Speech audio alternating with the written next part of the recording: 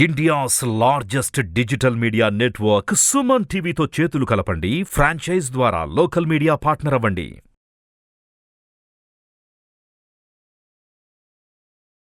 నమస్కారం, నేను మీ జాహ్నవి. మనతో ఉన్నారు ప్రముఖ జ్యోతిష్య వాస్తు పండితులు, జ్యోతిష్య వాస్తు శిక్షణ నిపుణులు, లలిత ఉపాసకులు బ్రహ్మశ్రీ నానాజీ పట్నాయక్ గురువు గారు. సూక్ష్మంలో 100% మోక్షం ఈ ప్రత్యేక కార్యక్రమం ద్వారా మనకున్నటువంటి ఎన్నో రకాల సమస్యలకు ఎంతో చక్కటి పరిష్కార మార్గాలు అందిస్తూ వచ్చారు కదా గురువు గారు. మరి అదేవిధంగా ఎన్నో సంవత్సరాల రీసెర్చ్ చేసి మనందరినీ ఒక మంచి స్థితిలోకి తీసుకెళ్లాలనే కారణం చేత యోగాలు, మంత్రాలు ఈ ప్రత్యేక కార్యక్రమం ద్వారా మనకి అద్భుతమైన పరిష్కారాలను అందిస్తూ ఉన్నారు కదా. మరి ఈ రోజు కూడా ఒక చక్కటి ప్రశ్నని గురువుగారు మాటలు అడిగి తెలుసుకుందాం, మనందరికీ ఉపయోగపడేది. నమస్కారం గురువుగారు. శ్రీమాత్రే నమః. గురువుగారు, ఇప్పుడు వచ్చే ఆదివారము అష్టమి, రవి పుష్య యోగం ఏదో ఉంది అంటున్నారు. మరి ఖచ్చితంగా యోగము అనగానే ఖచ్చితంగా మన వ్యూస్ అందరికీ మనం చెప్పాల్సిన అవసరం ఉంటుంది. అసలు ఏంటి రవి పుష్య యోగం? ఆ రోజుని మనం ఎలా యూటిలైజ్ చేసుకోవాలి అంటారు? తప్పకుండా అమ్మా. మనకి గురు పుష్య యోగము, రవి పుష్య యోగము అంటారు. అంటే గురువారం నాడు కనుక పుష్యమీ నక్షత్రం వస్తే గురు పుష్య యోగం, ఆదివారం నాడు కనుక పుష్యమీ నక్షత్రం వస్తే రవి పుష్య యోగము అంటారు. అయితే పుష్యమీ నక్షత్రం ఆదివారం నాడు ఉంది. అదిగాక అష్టమి తిథి అమ్మవారికి ఇష్టమైనటువంటి తిథి. దీనివల్ల ఏమిటి? రవి పుష్య యోగం అసలు కలగడం వల్ల ఏం చేస్తారు? సర్వసాధారణంగా ఏం చెప్తారంటే ఆ రోజు ఏదైనా శుభకార్యాలు ప్రారంభించండి, కొనండి అంటారు. బంగారం కొనండి, లేకపోతే వాహనాలు కొనండి, ఎలక్ట్రానిక్ వస్తువులు కొనండి అంటూ ఉంటారు. అది చాలామంది పాటిస్తారు. కానీ ఇక్కడ ఏంటంటే ఈసారి కొనడం కంటే కూడా, ఎందుకంటే శుక్రుడు కేతుతో కలిసి ఉన్నాడు. ఇప్పుడు శుక్రుడు కేతుతో కలిసినప్పుడు కొనడం కంటే కూడా ఈ జీవుడు కర్మ ఏదైతే ఉందో, జీవుడు అంటే మనకు కనబడేటువంటి శరీరం కాకుండా ఆత్మస్వరూపుడుగా చెప్తూ ఉంటారు. మనకి భగవద్గీతలో కూడా నువ్వు కనబడుతున్న ఈ శరీరం శాశ్వతం అనుకుంటున్నావు, ఇది కాదు, ఆత్మ శాశ్వతము, అది నీరుచే తడపబడదు, అగ్నితే కాల్చబడదు అని శ్రీకృష్ణ పరమాత్మ మనకు చెప్పారు. ఆ ఆత్మ ఏదైతే ఉందో రవి కారకుడు, దానికి ఆత్మకారకుడు రవి అని చెప్తుంటారు. పుష్యమీ నక్షత్రానికి అధిపతి శని, అంటే కర్మ. మనందరము కూడా జన్మలు కర్మలు అనుభవించడానికి ఎత్తుతూ ఉంటాం. లేదా ఇంకొంతమంది బ్లెస్డ్ పర్సన్స్ కొంతమంది ఉంటారు, వాళ్ళు ఏదైనా ఒక కార్యం చేయడం కోసం భూమి మీదకి వస్తారు. ఓకే, అలా పర్టికులర్గా ఈ కర్మ, ఆత్మ కర్మ సంబంధం రవి పుష్యము అంటే ఆత్మ కర్మ సంబంధించినటువంటి ఆ యోగము మీకు ధనాన్ని ఇవ్వాలన్నా, మీకు ఎప్పటి నుంచో కలుగుతున్నటువంటి ఆటంకాలు తొలగాలన్నా దీనికి ప్రత్యేకంగా ఒక సమయం ఉంటుంది. రవి పుష్య యోగం కలిగినప్పుడు ఉదయం పూట, ఆదివారం వస్తుంది కదా, ఉదయం 4:45 నుంచి 6:50 మధ్యలో తులాలగ్నంలో మీరు గనక తెల్లవారుజామున 4:45 నుంచి 6:50 మధ్యలో తులాలగ్నం ఉంటుంది. ఆల్మోస్ట్ ఒక 2 నిమిషాలు అటు ఇటుగా నేను చెప్పానండి. ఈ సమయంలో ఈ తులాలగ్నంలో గనక కూర్చొని ఎవరైతే దానికంటే ముందుగా, అంటే ఒక జిల్లేడు వేరు ఉంటుంది, జిల్లేడు వేరు కానీ తీసుకొని ఇంట్లో పూజ గదిలో పెట్టి దాని మీద పంచామృతాలతో అభిషేకం చేసి, గణపతి నామాలు తలుచుకుంటూ పంచామృతాలతో అభిషేకం చేసి ఆ వేరుని తాయెత్తుగా కట్టుకుంటారు రవి పుష్య యోగం వచ్చినప్పుడు.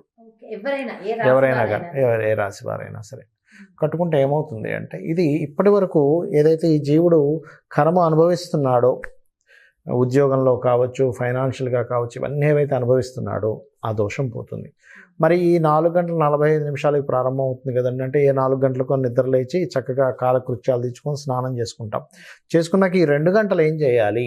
గణపతి ఆరాధన చేయాలి. గుర్తుపెట్టుకోండి, గణపతి ఆరాధన, చండీ అమ్మవారి యొక్క ఆరాధన, లేదా లలితా సహస్రనామాలు, ఇవి చేయాలి. ఈరోజు ఉదయము చేయాలి, సాయంత్రం సమయము చేయాలి. ఎందుకంటే అష్టమి తిథి అమ్మవారికి ఇష్టము అనేటువంటిది దేవీ భాగవతంలో అమ్మవారే చెప్పింది.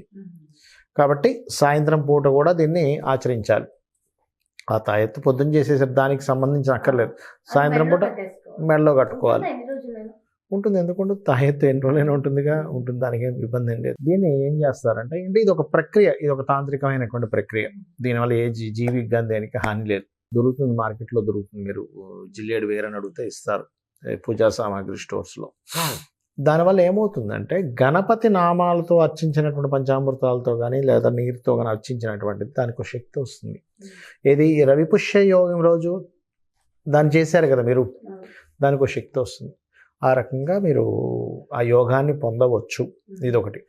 జీవుడు కర్మని తొలగించేటువంటి రోజు ఇది. జీవుడు కర్మను తొలగించుకునేటువంటి ప్రక్రియల్లో లలితా సహస్రనామాలు కూడా ప్రధానమైనటువంటి పాత్రను పోషిస్తాయి. అందుకని ఉదయం పూట సాయంత్రం పూట చేసి ఈరోజు ఏం చేయాలి, ఈ రవి పుష్య యోగం రోజు అని చెప్పి చూసుకున్నట్లయితే అన్నదానం చేస్తే చాలా మంచిదని చెప్తుంది శాస్త్రం. అన్నదానం చేయాలి. ఎంత మీరు అన్నదానం చేశారు, చక్కగా ఇప్పుడు పెద్ద పెద్ద టెంట్లే చేయక్కర్లేదు, మీకు వీలున్నంత అన్నాన్ని, పెరుగన్నం కావచ్చు, లేకపోతే ఏదైనా మీకు కూరో ఏదో తయారు చేసిన ప్యాక్స్లా కట్టి మనకి ఆలయాల దగ్గర, లేకపోతే రకరకాల ప్రదేశాల దగ్గర అన్నం కోసం అలమటించే వాళ్ళు ఉంటారు, వాళ్ళకి పంచిపెట్టండి. లేదండి ఇవాళ రేపు అన్నం ఎవరికి లేదు అందరికీ ఉంటుంది కొంతమంది అంటుంటారు, ఏం పంచిపెడతాం. అలాంటప్పుడు మీరు ఏదైనా పళ్ళు కూడా పంచిపెట్టచ్చు, లేనట్లయితే ఏదైనా వస్త్రాలు పంచిపెట్టచ్చు. గురుపుష్య యోగము ఎలా ఉందో మనకి రవిపుష్య యోగం నాడు దానం చేస్తే చాలా మంచిది. ఎందుకు అంటే ఈ శుక్రకేతువులు కలిసి ఉంటున్నారు. ఈ రవిపుష్య యోగం సమయంలో శుక్రకేతువులు దాదాపుగా ఇంకో 20-25 రోజుల వరకు కలిసే ఉంటారు వాళ్ళు. ఈ 20-25 డేస్ కూడా సర్వసాధారణంగా ఈ శుక్రకేతువులు కలిసి ఉన్నప్పుడు ప్రయాణాల్లో జాగ్రత్తగా ఉండాలని చెప్తూ ఉంటారు. మీకు ఈ 20-25 డేస్ కొంచెం ఈ ట్రైన్స్ కానీ బస్సెస్ యాక్సిడెంట్స్ కూడా పెరుగుతాయి ఈ కాంబినేషన్స్ వల్ల. అయ్యో తప్పకుండా. కాబట్టి ప్రయాణాలు చాలా జాగ్రత్తగా ఉండాలి. మీరు లాస్ట్ ఇయర్ కూడా గమనించినట్లయితే శుక్రకేతువు కలిసినప్పుడు యాక్సిడెంట్స్ ఎక్కువయ్యాయి.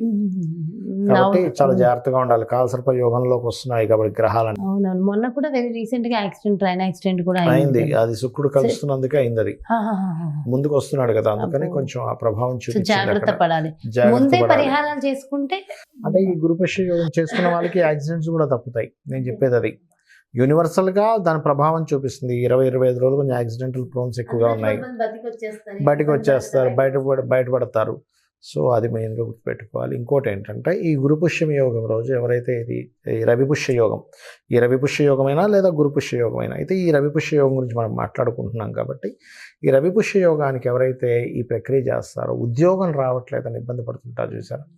ఉద్యోగం కలగట్లేదని ఇబ్బంది పడేవారు లలితా సహస్రనామాల్లో మొదటి నామాన్ని ఓం శ్రీమాత శ్రీ మహారాజ్ని శ్రీమత్ సింహాసనేశ్వరి. అయితే ఇందులో చాలామందికి ఏమవుతుంటుందంటే మంత్రం చేస్తున్నాం కానండి మాకు థాట్స్ పక్కకు పోతున్నాయి అంటూ ఉంటారు. దీన్ని ఎలాగా మనం కంట్రోల్ చేయాలి అంటే మీరు ఒక నామం తీసుకొని ఇలా జపిస్తున్నారు, ఓం శ్రీమాత శ్రీ మహారాజ్ని శ్రీమత్ సింహాసనేశ్వరి అని.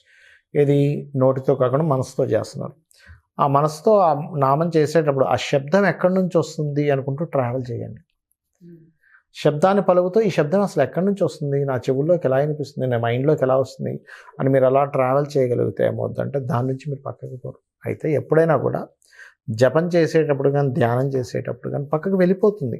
ఇట్స్ కామన్ థింగ్ అనుకోండి. వెళ్ళిపోతున్నదాన్ని మళ్ళీ కూర్చోబెట్టడం చేయాలి. ఇదే ధ్యానం అనుకోండి. అది అలా కొన్ని రోజులు చేయగా ఏమవుతుందంటే అది ఇంక పక్కకు వెళ్ళడం మానేసి ఖచ్చితంగా వీళ్ళు కాన్సన్ట్రేషన్ దాని మీదే చేయగలుగుతారు. ఇవి రవిపుష్య యోగం రోజు చేయవలసినటువంటి విషయాలు. అభిషేకం చేయించుకోవచ్చు, ఇంట్లో ఏదైనా పారాయణాలు చేయించవచ్చు. ఎందుకంటే ఈ యోగం ఉన్నప్పుడు చేసేటువంటి పూజలు ఏవైతే ఉంటాయో కర్మని ఖచ్చితంగా తొలగించేటువంటి శక్తి కలిగి ఉంటాయి ఇవి. అంటే చాలా గొప్ప యోగము అని చెప్పచ్చు అంటారు. సో చాలా దగ్గరలోనే ఉంది ఈసారి. ఓకే, చాలా బాగా ఎక్స్ప్లెయిన్ చేశారు గురుగారు. ఎందుకంటే ఇలాంటి యోగాలు ముందే మనం తెలుసుకుంటే జాగ్రత్త పడి ఇంకేముంది 2 రోజులు ఇవాళ గురువారం, ఆల్రెడీ రేపు ఎల్లుండి అవతల నాడే కదా. సో మనల్ని మనం ప్రొటెక్ట్ చేసుకోవడానికి మంచి సదవకాశం అని చెప్తారు. And thank you so much Guruji. నమస్కారం. ఇదండి మరి అంటే యోగాల గురించి ముందే మనం తెలుసుకుని వాటిని ఖచ్చితంగా ఆ రోజు ప్రకారం మనం ఆచరిస్తే మనకున్నటువంటి గండాలని దోషాలని తొలగించుకునే అవకాశం ఉంటుంది.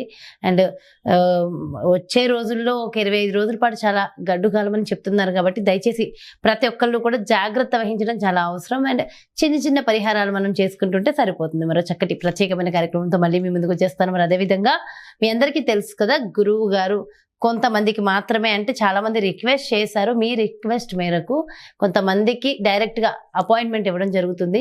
మరి ప్రత్యక్షంగా అపాయింట్మెంట్ కావాలనుకున్నా, అదేవిధంగా ఆన్లైన్ ద్వారా మీ యొక్క జాతక పరిశీలనని తెలుసుకోవాలి అనుకున్నా, లేదా మీ ఇంటి వ్యాపార వాస్తుకు సంబంధించి గురువుగారితో ఒక్కసారి చూపించుకొని ఏమైనా మార్పులు చేర్పులు ఉన్నాయేమో చెక్ చేసుకోవాలనుకున్నా డెఫినెట్గా క్రింద డిస్ప్లే అవుతున్నటువంటి నెంబర్స్కి కాల్ చేయండి, డీటెయిల్స్ తెలుసుకోండి. నమస్కారం.